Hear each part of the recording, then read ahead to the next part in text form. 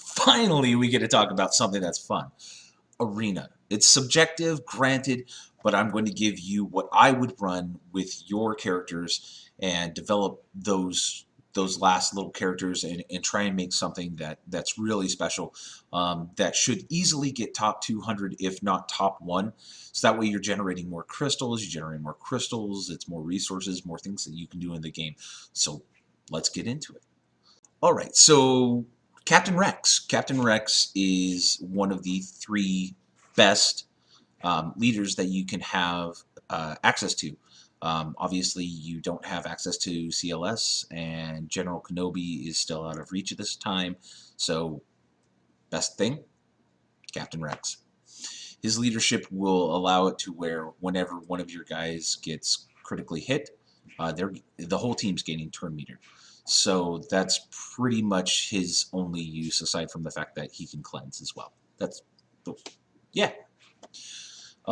So after Captain Rex, you need to have a tank.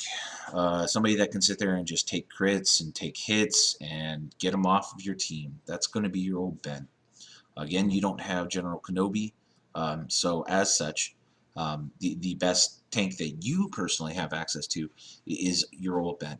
Your old Ben's pretty well developed.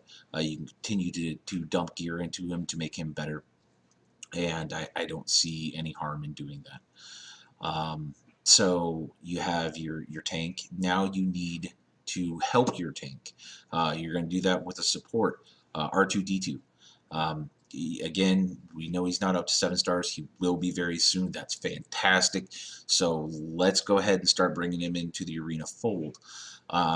He uses an ability called Smokescreen, which basically gives a false taunt to Ben. So you want to make your R2 the fastest person on your team, so that way he puts up Smokescreen. When he does, everybody has to hit old Ben. When old Ben dies, everybody gets buffs. When he gets crit, he's given everybody turn meter. It's just an awesome little combination that you should be implementing. Then you have Thrawn. Thrawn is going to be a key part to this team. I know your Thrawn isn't at 7 stars, but that's okay. He's arena viable at 5 stars. Everybody will tell you that, and you should be using him. Develop him, get his gear up there, get all of his abilities up there. Make sure that your Thrawn is going to be able to give turn meter to who? Your Nihilus.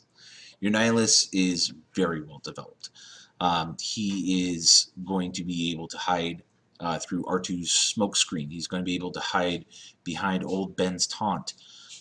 He's going to get tons of turn meter from Rex. And Thrawn, of course, is going to just give him another turn. All of these things are just building and building and making your Nihilus just to be able to annihilate their team, literally and figuratively. So that's your arena team. If I was to say you want to develop one team and focus on that, that would be the team, and you're going to get high mileage out of this team. Not only is it arena viable today, it has some long term, and then on top of that, it's basically what you would use until you get to the very, very end game involving CLS. So there you go. Last on the chopping block, Zeta Mats. When you earn them, who should you be applying them to? This is pretty easy and pretty straightforward for you.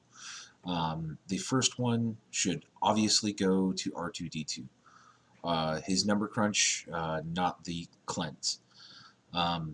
Once R2-D2 is done, the next up should definitely be Finn. It'll make your Phase 2 for Heroic AAT infinitely better. It'll make territory battles infinitely better. Yeah, Finn. And then last, but certainly not least, I would go with Cody. This is basically for Heroic AAT Phase 4. So in conclusion, you're doing great, man.